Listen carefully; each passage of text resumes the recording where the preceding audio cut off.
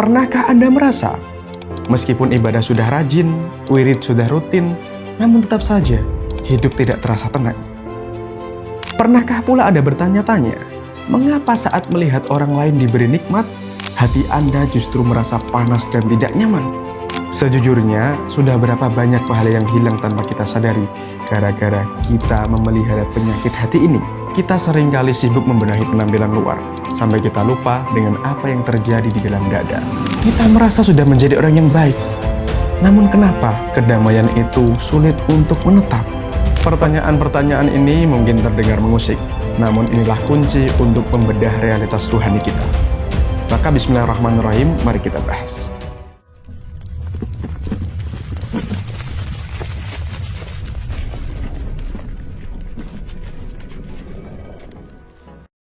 Assalamualaikum warahmatullahi wabarakatuh. Sobat Densa yang berbahagia dimanapun Anda berada.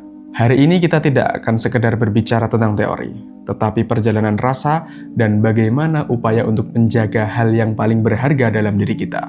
Kita akan mengupas tuntas bagaimana cara menjaga mahkota tertinggi dalam diri manusia, yaitu hati, dari penyakit yang paling sering merusak namun paling jarang kita sadari keberadaannya. Mari kita siapkan waktu sejenak dan mari kita masuk dalam inti pembahasan kita. Manusia adalah makhluk yang paling sempurna yang pernah diciptakan Allah. Tidak ada makhluk lain yang melebihi kesempurnaan manusia. Bahkan Allah Subhanahu wa Ta'ala telah berfirman dalam surat Al-Jasiyah ayat 13 bahwa semua hal yang berada di langit dan bumi ditundukkan kepada manusia sebagai rahmat darinya. Secara umum, kesempurnaan manusia terdapat pada dua hal, yakni akal dan hati. Keduanya adalah mahkota tertinggi yang dititipkan Allah kepada kita. Dengan akal, kita dapat mengarungi samudera luas, dapat terbang di angkasa, dan dapat membangun gedung-gedung yang mencakar langit. Namun, akal pikiran tanpa disertai hati yang bersih ibarat kapal pesiar tanpa kemudi.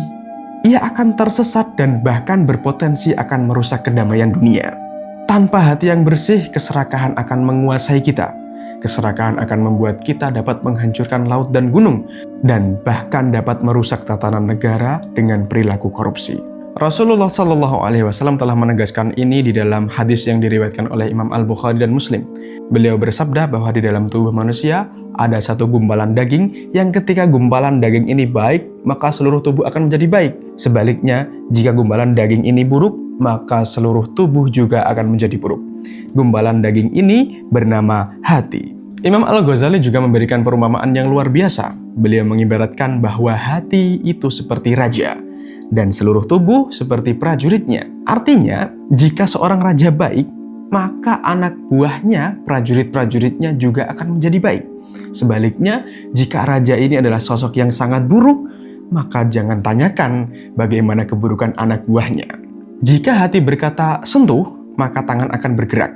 Dan jika hati memerintahkan berjalan, maka kaki akan melangkah. Seluruh anggota tubuh mengikuti instruksi dari hati. Apakah tugas hati sebagai raja mudah? Tentu saja tidak. Berbagai penyakit selalu mencoba untuk menggulingkan tahtanya. Sombong, ujub, riak, takabur, dan lain-lain adalah tamu-tamu tak diundang yang sering singgah ke dalam hati. Dan dari sekian banyak penyakit hati, hasad atau iri dengki adalah salah satu penyakit yang paling mematikan. Ketika hati seseorang terjangkit penyakit hasad, maka ia akan menjadi sosok yang keras kepala, buruk wataknya, dan sulit menerima takdir Allah. Ia selalu merasa tersiksa jika orang lain mendapatkan nikmat. Ia selalu merasa tidak nyaman. Ia selalu berharap agar anugerah yang diberikan kepada orang lain itu segera hilang atau dicabut. Dan secara garis besar, penyebab penyakit hasad ini dapat dikelompokkan menjadi dua hal utama, yakni antara harta atau kedudukan. Harta memang bisa menjerumuskan kita tanpa disadari. Melihat tetangga kita panen raya, kita tidak rela. Melihat tetangga memiliki kendaraan baru, hati kita panas. Demikian pula dengan pangkat atau kedudukan. Melihat teman seperjuangan kita dinaikkan pangkatnya sehingga menjadi atasan kita, kita tidak rela.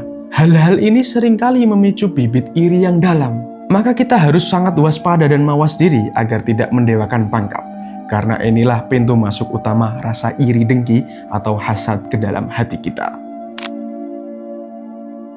Sobat Densa yang berbahagia, kita harus menyadari bahwa dunia ini adalah darul imtihan atau tempat ujian.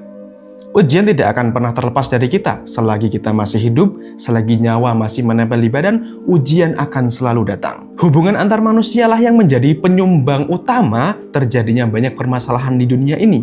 Seringkali masalah yang sepele, jika kita berurusan dengan orang yang tidak tepat, maka akan menjadi rumit dan sangat besar. Maka kita memerlukan prinsip hidup yang lurus dan tegak agar kita senantiasa istiqomah berada di jalan yang benar. Tidak perlu risau dengan ocehan atau cemoohan orang lain, karena kita tahu bahwa dunia dipenuhi dengan ujian. Bahkan sebaik dan sesoleh apapun kita, pasti ada saja orang yang hasad tidak senang kepada kita. Namun jangan berkecil hati. Imam Mutawalli Asy-Sya'rawi pernah berkata dengan sangat tajam, ketika engkau tidak menemukan seseorang yang hasad kepadamu, maka ketahuilah bahwa engkau adalah lelaki yang gagal. Artinya, boleh jadi banyaknya orang yang hasad kepada kita justru menunjukkan bahwa kita sedang berada dalam jalan kesuksesan. Dalam Thariqah Syadziliyah yang kita amalkan, Guru Mursyid telah meramu sebuah metode bagi kita agar kita dapat mengarungi kehidupan dengan penuh kedamaian. Salah satu amalan yang ditekankan adalah memperbanyak membaca istighfar, karena Allah menjanjikan keberkahan kepada mereka yang senantiasa beristighfar. Ingatlah bahwa hasad adalah salah satu faktor terbesar yang menghalangi seseorang untuk menjadi kekasih Allah atau waliullah. Sehingga para ulama berkata, andai saja bukan karena hasad, niscaya seluruh penduduk daerah Hadramaut akan menjadi waliullah. Artinya hasad adalah penghambat utama ketinggian derajat seseorang di sisi Allah. Jadi mari kita bertanya pada diri kita sendiri. Meski kita sudah rajin beribadah, rajin membaca wirid, membaca hizib dan sholat tepat waktu, apakah hati kita masih menyisakan ruang untuk tidak rela terhadap nikmat orang lain? Mari kita buang sifat hasad jauh-jauh dari hati kita. Semoga kita semua tergolong menjadi orang-orang yang istiqamah berada di jalan Allah dan senantiasa menjaga hati kita tetap bersih agar selamat hingga akhir hayat. Amin ya rabbal alamin. Terima kasih sudah menyimak. Sampai jumpa di pembahasan selanjutnya. Allahumma fiqil aqwamit thariq. Wassalamualaikum warahmatullahi wabarakatuh.